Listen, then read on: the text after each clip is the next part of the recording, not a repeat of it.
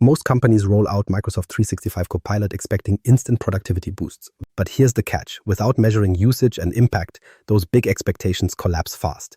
If your team can't prove where Copilot saves time and where it's ignored, you've just invested in another abandoned tool. So why do so many deployments fail quietly, and what can you actually do to make yours stick? Stay with me, because the missing piece isn't technical. It's all about turning metrics into a feedback loop that transforms Copilot from hype into measurable ROI. The hype versus reality of Copilot rollouts. Most leaders pitch Copilot as the silver bullet for productivity. The promise sounds simple. Roll it out, and from day one, the workforce magically produces more with less effort. That's the story most executives hear and repeat across town halls and leadership meetings. But then 6 months go by and the feeling shifts. Instead of showcasing reports of dramatic gains, the organization starts asking quiet questions. Why aren't the efficiency numbers any different? Why are some teams still clinging to old processes? The hype begins to flatten into uncertainty, and the mood around Copilot changes from excitement to doubt. The expectation driving this disappointment is that Copilot acts like flipping a switch. Leaders often treat it as an instant upgrade to workflows, assuming that once employees have access, they'll figure out how to integrate it everywhere. It feels intuitive to think an AI assistant will naturally slot into daily tasks. The problem is that rolling out technology doesn't equal transformation. Without structure, without strategy, and without monitoring, Copilot becomes just another tool among dozens already available in the productivity stack. Employees will try it out, explore its features, and maybe even use it casually. But casual adoption is not the same as measurable improvement. Here's the disconnect. On paper, adoption might appear strong because licenses are in use, logins are happening, queries are being made, and yet inside the flow of work, no one actually knows whether those queries are relevant or valuable. Some employees experiment with Copilot to reformat text, while others use it to draft a single email a week. Nothing about that usage says anything about whether productivity has improved. That lack of visibility turns rollout success into guesswork. Soon, leadership starts relying on surface numbers without context. The illusion is there, but the underlying impact remains untested. If you've ever helped roll out Microsoft Teams without governing how groups or channels should be structured, you already know this story. At first, adoption rockets up, people are in meetings, sending chats, creating teams everywhere. But when governance is ignored, chaos compounds faster than adoption. Duplication spreads, abandoned spaces pile up, and engagement quality drops off harder than it grew. Copilot rollouts follow the same trap. Just because everyone has access and plays with it doesn't mean the organization is benefiting. It often means the opposite. Lots of scattered experimentation, with no pattern, no structure, and no way to scale the outcomes that work. A common pitfall is the assumption that once IT completes technical deployment, their job is done. Servers are running, identities are synced, licenses are assigned, and the box is ticked. That mindset reduces Copilot to a technical checkbox rather than treating it as a business transformation initiative. Success gets misdefined as we shipped it rather than it's making a measurable difference. The result is predictable. Organizations claim Copilot has been integrated, but the reality is most usage remains shallow. And shallow adoption doesn't hold up under scrutiny. The numbers back it up. Roughly 7 out of 10 Copilot deployments report no measurable return on investment after the initial surge of activity. Those are leaders checking dashboards filled with login statistics, but struggling to tie them back to any improvement in time saved or output produced. ROI freezes right where rollout started. Access has been granted, but productivity has not been proven. And because no baseline comparisons exist, there's no way to even know whether Copilot changed anything meaningful. Without proper measurement, the organization is essentially guessing. The warning signs often slip by quietly. One department swears by Copilot, but another barely touches it. Leaders chalk this up to differences in workload or maturity. But these patterns point to something much deeper, an uneven adoption curve that reflects a lack of guidance, training, and structure. If certain teams naturally discover value while others drift, you're not looking at success. You're looking at missed opportunity. The organization loses out on consistency, shared best practices, and economies of scale. And this is where the real game changer comes in. Early measurement doesn't just answer whether adoption is happening. It reveals how, where, and why. It identifies those uneven adoption patterns, not as curiosities, but as early warning lights. With the right approach, leaders can intervene, adjust training content, identify hidden champions, and redirect focus before momentum flatlines. Rolling out Copilot without measurement is like buying a plane without ever checking if it flies. You may have the engine, the wings, and the seatbelts installed, but until you verify it's airborne, success exists only in theory, which raises the bigger question: how do you know early on if your Copilot rollout is gliding towards success or dropping like a rock? The hidden metrics that predict failure. What if you could tell right from the start that your Copilot rollout was set to fail? Imagine spotting the red flags early before adoption stalls and the tool quietly becomes shelfware. That's not only possible, it's necessary. because by the time user complaints reach leadership, you're already too late. Copilot is one of those rollouts where the danger doesn't look like failure at first. It looks like activity, people log in, licenses get assigned, and surface numbers look healthy. But under the hood, the metrics that truly matter tell a different story. The reality is most organizations don't track the right signals. IT counts the number of licenses activated and assumes that equals success. On a spreadsheet, adoption looks impressive. Thousands of employees have access, and the system reports plenty of usage. Here's the problem. That number says nothing about whether the workforce is actually gaining value. It's the equivalent of tallying how many people opened Excel in a day without knowing if they built a budget or just sorted a grocery list. Activated licenses may prove reach, but they prove nothing about impact. Picture a fictional company with 2,000 Copilot licenses deployed across departments. On paper, the rollout looks like a win, but when the data is reviewed more closely, only about 20% of queries are tied to meaningful tasks, things like summarizing project notes, producing customer-ready content, or drafting reports. The rest fall into test queries, asking Copilot to write jokes, answer basic questions, or repeat functions that don't improve business workflows. In that picture, the rollout hasn't failed yet, but the early returns suggest it's already heading in the wrong direction. If leaders keep applauding increased usage without context, they'll call the rollout a success, while value quietly stalls. The same blind spots appear again and again. The first mistake organizations make is counting logins. High activity looks good at a glance, but it masks whether any of those interactions push work forward. The second mistake is ignoring context. Tracking queries without attaching them to tasks or domains gives a distorted view. That's how you end up lumping one user's casual tests in with another user's time-saving automation. And the third mistake is the lack of a baseline. Without knowing how long certain workflows took before rollout, there's no way to measure time savings, efficiency gains, or reduced error rates after Copilot enters the picture. Baseline data turns adoption into measurable outcomes. Without it, all you have are raw counts. So what should teams look for instead? Think about usage surface area. That means identifying how Copilot shows up in real workflows, not just that someone prompted it. Is it integrated into meeting prep, document drafting, analysis, or customer-facing tasks? Tracking surface area lets you see where Copilot becomes part of daily rhythm versus where it's treated like a novelty. A wide surface means employees are embedding it into multiple touchpoints. A narrow one signals risk. Copilot is confined to one or two small use cases and may never expand. This isn't just theoretical. Behavioral metrics tell richer stories about adoption than counts ever can. Frequency of task-specific queries shows whether Copilot supports critical workflows. Consistency of use across a department hints at whether champions are driving adoption or if success depends on individual experimentation. Even the variety of tasks Copilot supports can predict whether usage will plateau or spread. Research into technology uptake consistently shows that diversified embedded usage patterns lead to sustained adoption, while shallow repetitive use leads to drop-off. Copilot is no exception. Here's the key insight. Overlooked metrics reveal ROI clarity faster than any high-level dashboard ever will. If, within 60 days, you can tie Copilot queries to specific outcomes like document turnaround times or reduced manual formatting, you'll know adoption is scaling. If all you see is logins and one-off experiments, you'll know the rollout is sinking. That's the difference between waiting until quarter end to realize nothing improved and making course corrections in real time while momentum is still fresh. Once you understand these patterns, the challenge shifts. You've moved beyond the guesswork of licenses and logins. You know where Copilot is gaining traction and where it isn't. The real question now is how you capture this data in practice, and more importantly, how you make sure the insights feed back into the rollout instead of languishing in a static report. Turning raw data into a feedback loop. Capturing usage data is one thing, but most rollouts fail because no one bothers to loop that data back into the system.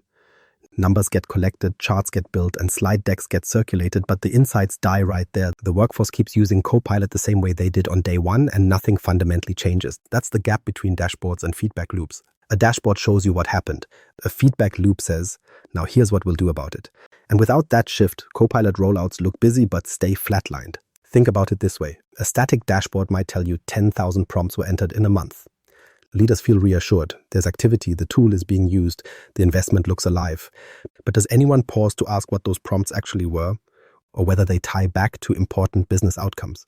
That's the issue. Vanity metrics are easy to chase because they look impressive and can be shared with the board. But when you peel them back, they rarely drive decisions that improve adoption. Copilot ends up locked in a cycle of surface-level validation with no structural improvement. Here's a concrete picture. Imagine reviewing logs and realizing that 60% of all queries are variations of draft this email or rewrite this sentence. Useful, sure, but while email polish looks good in the short term, it says nothing about deeper automation wins. Meanwhile, whole areas of potential like document generation for complex contracts, summarizing long policy updates, or preparing data-driven reports remain untouched. If leaders stop at the surface, they'll celebrate usage but have no plan to expand it. The result? Copilot is doing repetitive work instead of broadening impact. And this is where a feedback loop comes into play. Once you know what the workforce is actually doing with Copilot, you can target training to change the pattern. If email drafting dominates usage, new learning sessions could highlight advanced scenarios, showing teams how Copilot can extract insights from meeting notes or build first drafts of proposals. Instead of employees repeating the one use case they figured out, training pushes them into new areas. That's how raw data shapes adoption. Without that loop, employees plateau quickly, convinced the tool has only one trick. The unfortunate reality is most organizations spend more time marketing adoption than supporting it. Big communications campaigns celebrate the launch. Posters, intranet banners, town halls where leaders talk about AI shaping the future of work. But excitement campaigns don't build capability. They create awareness without depth. The feedback loop flips that balance. It takes the energy leaders spent on marketing and directs it into practical skills employees can use. Adoption messaging makes people curious. Feedback-driven training ensures that curiosity translates into capability. A modern rollout doesn't need another static dashboard. It needs an engine that connects usage metrics back into the system. That's where Viva Insights Copilot Analytics fits. Instead of showing high-level numbers without context, it can drill into adoption patterns and point out areas where training or guidance might close the gap. Think of it less as reporting software and more as a tool for iteration. It continuously asks, what does this data suggest we should do differently tomorrow? That's the mindset shift many leaders miss. When viewed through a static report, data only tells the past tense of the rollout. What happened, how often, where spike points occurred. But in a feedback loop, those same numbers function like recommendations. Low diversity of queries becomes a signal that you need targeted training. Uneven adoption between departments becomes a flag to share best practices from high performers with lagging teams. Slow expansion into advanced use cases triggers coaching rather than panic. This approach shifts data from passive reporting to active guidance. And here's the kicker. Without a feedback loop, Copilot adoption remains static, locked on whatever habits employees stumbled into first. But once usage data flows back into training, communication, and process changes, adoption evolves.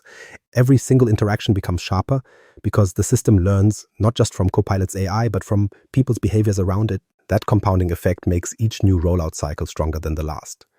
But optimization doesn't end with refining usage in isolated teams. The real opportunity comes from spotting those high-value practices and scaling them across the business. That's where feedback moves beyond dashboards and starts building shared playbooks for success.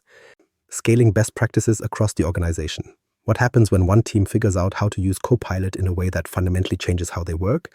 The real opportunity begins when that success story isn't confined to that single team but becomes the template for the rest of the company. That's the moment Copilot shifts from being an interesting tool to a force multiplier. But here's the catch. Too often, those success pockets never make it past the department walls. Take HR as an example. Let's say they refine a set of Copilot prompts to streamline the onboarding process. Instead of manually pulling together documents, policy reminders, and training schedules, Copilot handles the heavy lifting. The result, onboarding paperwork gets cut in half and new employees come in with a clear, ready-to-go package. For HR, it's a game changer. They've saved hours of manual coordination and reduced errors that used to creep into the process. It's the kind of improvement that makes employees' first days smoother and HR more efficient at the same time. But unless that insight travels further, it stays a local win. Powerful, but isolated. And that's the tension every organization faces.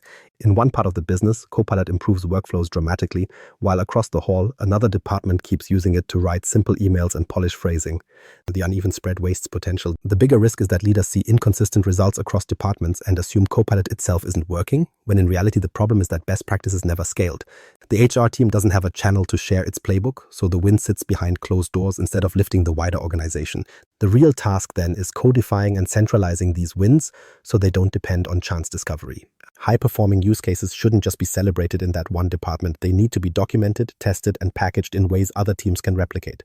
Structured prompt libraries, workflow guides, and playbooks become essential artifacts. Without them, Copilot improvements become scattered anecdotes with no cumulative effect. With them, the organization starts compounding insights instead of reinventing the wheel in each department. Centralized insights add another layer of value. It's not enough to collect what teams are doing. You need aggregated visibility into which workflows consistently generate efficiency spikes. A department head might polish their own processes, but only organizational analytics can pinpoint that onboarding, campaign reporting, policy drafting, or proposal generation consistently see the largest time savings. By elevating individual wins into collective intelligence, leaders can direct enablement efforts toward the highest yield areas. Without that step, every team is left guessing, each with their own isolated experiments. To make this tangible, picture a marketing team struggling with campaign reporting. They spend days compiling performance summaries, editing metrics, and aligning content into presentable reports. After seeing HR's structured prompt library around onboarding, they adapt the same idea. Instead of exploring Copilot on their own, they apply HR's shared framework, structured prompts, documented guardrails, and an example-driven library. Within weeks, their reporting cycle shrinks from days to hours. None of that would have happened if HR's discovery hadn't been communicated in a usable form. Sharing best practices doesn't just save time. It multiplies the impact across workflows no one anticipated at the start. That raises the point, how do these stories travel? Communication channels matter as much as the best practices themselves. Without a clear process to spread playbooks, lessons from one team never reach the next. Some organizations use internal knowledge portals, others lean on Yammer or Viva Engage groups, and others integrate playbooks directly into their learning platforms. The method isn't the hard part. The critical piece is ensuring new Copilot successes don't get buried in department silos. Structured sharing guarantees that a gain in one function doesn't just stop there, but acts as the launchpad for everyone else. And here's where the bigger picture starts to take shape. When best practices scale, Copilot stops looking like a personal assistant tucked into Word or Outlook. It begins to look like a strategic asset, shaping how the business operates end to end. Each department no longer treats Copilot as a standalone curiosity, but as part of a company-wide optimization engine. That transformation doesn't come from adding new licenses. It comes from replicating and reinforcing what already works. The fastest ROI in Copilot adoption isn't tied to raw access. It's in scaling winning patterns until they become organizational norms. Which leads to the bigger shift. Sharing across departments is powerful, but it's still only part of the story. The next challenge is moving from scattered wins and codified best practices into a full enterprise transformation. That requires leadership to stop treating Copilot as a tactical deployment and start framing it as a strategic lever. And that's where the conversation moves next. What it takes for Copilot to grow from tool into true strategic asset. From tool to strategic asset. At what point does Copilot stop looking like just another productivity tool and start creating real strategic impact? That's the turning point companies chase but often miss. Because on the surface, giving people access to Copilot feels like enough. It's new, it's advanced, and it seems logical that usage alone will translate into business outcomes. But what separates a tactical rollout from a real transformation is whether leaders capture the bigger picture, using insights to guide decisions, set priorities, and change how the business measures success.